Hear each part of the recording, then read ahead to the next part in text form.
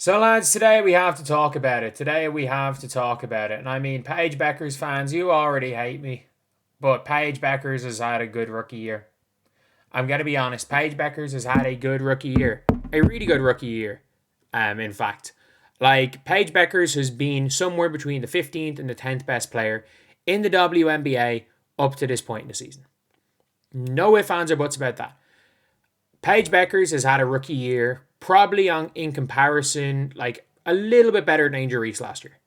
Like that's what I would say. And if you want to say some stuff about Angel Reese, like Angel Reese literally at 27, I think it was 27 and 10 in a win against the Seattle Storm team who were good last year. Yesterday we saw Paige Bueckers. Like Paige Bueckers is really good, by the way. She is not particularly efficient. She's not inefficient, but she's not particularly efficient. People need to shut up about efficiency because they talk about field goal percentage. I'm sorry, she doesn't. She is a good shooter at the worst shot in basketball, which is mid range. And I'm sorry, no one has ever called a mid range shooter who doesn't shoot threes efficient. She has like 6% worse true shooting percentage than Caitlin Clark last year, who people call an inefficient shot chucker. Like her true shooting percentage is not great. Like she's a very good free throw shooter. And I think the argument can be made that Caitlin Clark or Paige Bueckers this season has been better than Caitlin Clark this season. And that's only because Caitlin Clark has missed half the season. We all saw what happened when the two of them matched up against each other. It was a 30-point win with one player being the orchestrator of their team's success and the other player scoring a bunch of points in garbage time so that they got their 21 points. We saw what happened when the two players playing each other. But I saw this post from Clutch Points. Paige Bueckers is having a better rookie season than Caitlin Clark. Nobody's talking about it. No, she's not. Like, Caitlin Clark averaged more points, rebounds, and assists on much more better efficiency shooting wise. They averaged, I think, the same amount of steals. I think there's like 0.1 difference in their stocks. Yes, defensively, Paige Bueckers has been better as a rookie than Caitlin Clark. Right now, I think they're at a similar level. I think Caitlin's year 2 defense and Paige's year 1 defense. I think Caitlin's the slightly better perimeter defender. Paige is the better defender on switches. She's the better defender on the inside. I think she anticipates guarding bigs a little bit better than Caitlin Clark does. I don't think Caitlin does a good job of that. But I would say, that's the thing, is because Clark and Bueckers have been connected for years. They're born the same year. No, they're not. Both 2020 high school grads, both number 1 picks of draft. Before Bueckers tore ACL, she had a much brighter spotlight than Caitlin Clark. Yeah, because she went to UConn. It was as simple as that. And even if you look at Google Trends, by the way, when Paige Bueckers tore ACL, no. Like when Paige Bueckers tore ACL, Caitlin Clark was still the more relevant player. But Paige did just go to national championship game. So maybe you can make that argument. But I'm sorry, that's like saying before Jabari Parker tore his ACL, Jabari Parker had a much brighter spotlight than Nikola Jokic. They're both taking the same draft. Like, what relevance is that? Before he got injured, Lenny Cook had a brighter spotlight than LeBron James. Ricky Rubio had a brighter spotlight than Kyrie. Like before he tore his ACL. Like how many top players can we talk about that and say that exact same sentence about? She won National High School Player of the Year. Cool. I don't. What relevance is this? Won Collegiate Player of the Year as a freshman. Cool. Caitlin did it twice. Once injury hit, Clark took over, won National Player of the Year by 2. She became the all-time Division 1 scorer. Yeah, she was on track to becoming the all-time NCAA Division 1 scorer in the women's after 2 years. If Caitlin replicated year 1 and 2, she would have overtaken Kelsey Plum. She wouldn't have overtaken Pete Maravich, but had she just replicated years 1 and 2, even before the injury, she was on track for breaking the all-time record. Like, through her first 2 years, I think Kelsey Mitchell was the only player that was ahead of her. And maybe Kennedy Carter, but like she was there. Now they're in the pros, Becker is ready to reclaim her throne. For all the record Caitlin Clark broke as a rookie, Becker's on pace to be even better. While Clark started off slow as a rookie, Beckers was a force out of the gates. Through 20 games, she's already done this. Fastest player to reach 350 points and 100 assists. Scored in double digits in each of her first 20 games. Only guard ever to do so. Yeah, I don't care. And just like I don't care about the double streak, I don't care about this double-digit point streak. It doesn't matter. We're seeing it with LeBron. LeBron's double-digit point streak, he gets to 10 points no matter what. Like, it's a bullshit record. That makes no difference. It makes absolutely no difference, it's double-digit. But again, fastest to 350 and 100 assists. Yeah, at this point, at this point in her career, Paige Bueckers is averaging a half more point than Caitlin Clark. So yeah, she is getting to these stats one game quicker. But if you bump that number up to 150 assists, which Caitlin Clark, by the way, would have gotten 150 assists. So basically, the game, Caitlin Clark had 350 points and 150 assists. And then if you want to change the record to 350 and 100, if you want to go one game later, Caitlin Clark is 350 and 150. So we can all say this. And by the way, you've just said she's already done this. She's already gotten faster to this record. She should. She should. She's a shooting guard. She's a 2 guard. If Bueckers shifts into another gear in the second half of the season like Clark did last year, the best rookie season ever, and it won't be much of a debate anymore.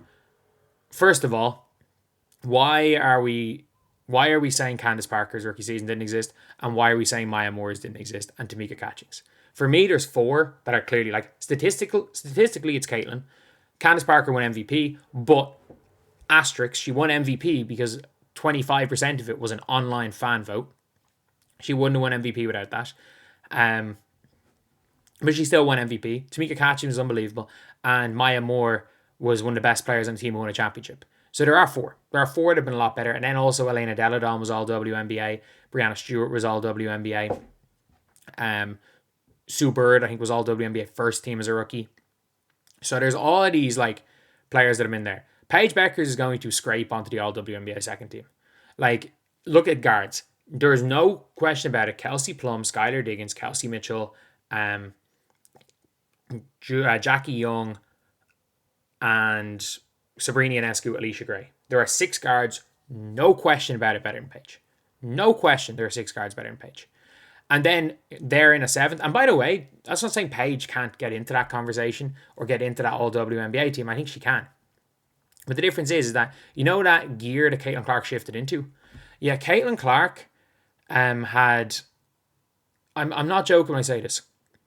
Caitlin Clark averaged 22 points, 10 assists on stupidly high true shooting. Like, through the first 7 games in the second half of last season, post-Olympic break, I'm not joking when I say it.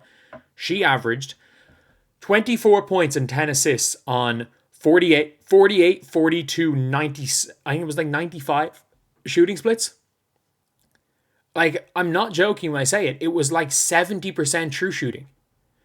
She shot nearly 70% true shooting.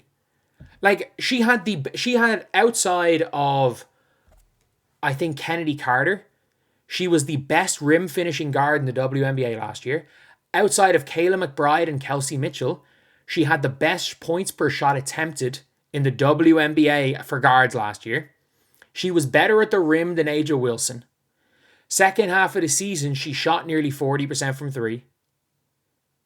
Like, are we expecting Paige? She was the best player in the WNBA through the last 20 games. And I don't think there's much of a debate. Like, she went from being a fringe all-WNBA second-team member to nearly half people voting her third for MVP. And the only reason Stewie got third for MVP votes was because, I don't know. I actually don't know. But again, someone decided to vote Angel Reese's rookie of the year over. And that's the thing. We saw these 2 play against each other. There's no debate. It's not even close. It's not even close. Like, Paige is a hell of a player, but, like, is Paige better than Kayla McBride? No. Like, she doesn't show up in the 4th quarter. And Caitlin Clark, by the way, in fairness, actually, you know what, I will say this. Second half of last season, outside of the Wings game, where a lot of what she did was outside of hitting big free throws, and the Wings game where she gave 2 passes to Dantas for buckets, I will actually say this, like, Caitlin Clark did not have these crazy 4th quarter performances second half of last season. She actually didn't. Like, she was pretty poor against the Aces in the 4th. She was okay against the Lynx in the 4th when they lost both of those games, honestly. But she had carried them to a win in a very similar vein to how she did against the Sun a couple of games ago. And the Dream as well. Like, she willed them to wins in the 4th before the Olympic break. And, like, I still think, regardless of what stats Caitlin put up, I still think that Caitlin's 7 or 8 games before the Olympic break were the best 7 or 8 games of her career. Like, I thought that Mystics game, I know they lost, it was still her just willing them back into it by herself. The 4th quarter, she just willed them back in. I thought there was a game where they went from down 15 points to up 10 in 4 minutes, and Caitlin scored or assisted in all bar 2 points. They went on a 27-2 run, and Caitlin scored or assisted on all but 2 points. Like, we can't pretend that Caitlin's last season didn't happen. You can make the argument that Paige right now is better than Caitiln, better than an injured Caitlin. Cool. But we're not making the argument that Paige Bueckers is the third best player in the WNBA. Like, if you're making that argument, you're an idiot. And let's not forget, the Fever were the 6th seed. Paige Bueckers has taken the wings from the dizzying heights of second last, from second last to the dizzying heights of second last. Like, what are we doing? What are we doing? I get it. They beat an injured Liberty team yesterday. They beat a Liberty team and they nearly blew a 30-point lead. This is a team that has blown 13-point leads in 3 minutes to end games. Like, this is a team that have been notorious choke artists. And by the way, the Fever have been notorious choke artists this year as well. But that's not Caitiln playing Caitlin ball. It's through an injured Caitlin Clark. Like, it is what it is. Blame Stephanie White for these chokes. I'm not blaming any of those players for Stephanie White telling them to walk the ball down the floor. At the end of the day, it's just disrespectful to Caitlin Clark's rookie season to say, and people are just like, oh, I said, you're saying this like second half, Caitlin averaging 22 and 10 on 60% true shooting, breaking all-time assist records, while Fever got the 6th seed, is going to be repeated by Paige. People are like, if you actually watch balls, it's not surprising to expect the lack of media coverage because there's no conflict they can use for her. Like, man, Paige Bueckers, literally, she goes tween, pull up midi, and people are talking about it's ethical hoops. Man, she's a fell. She just flops, flails. She's a mid-range shooter who flails. She's better Courtney Williams. Like, it is what it is. And by the way, better Courtney Williams is all WNBA level player. Better Courtney Williams is a perennial all-star. I'm not questioning that. Paige Bueckers, does she deserve to make the all WNBA team this year? No. But it's close. Like, if Paige does make a step up, or the Dallas Wings even get to 9th seed, if they can even get to 9. But like, if they stay at 11, 12, hell no. You've got the MIP on your team. You've got Geisel Suitors, a really, really good young big. You've got McCown, who's paying a max contract. You've got Leroux. You've got Maisha Hines-Allen. You've got Enrique, who's supposed to be good. You've got all of these players. You got JJ Quinterly, Isaiah James. You've got all of these players in your team. And like, the fact is, the team has won games without you. Like, the team has almost as good a winning percentage without you as with you. So, no, like Paige is debatable all WNBA. Caitlin was at the level of, if you didn't have her on your first team, it was not due to basketball. It's not even been close rookie season wise.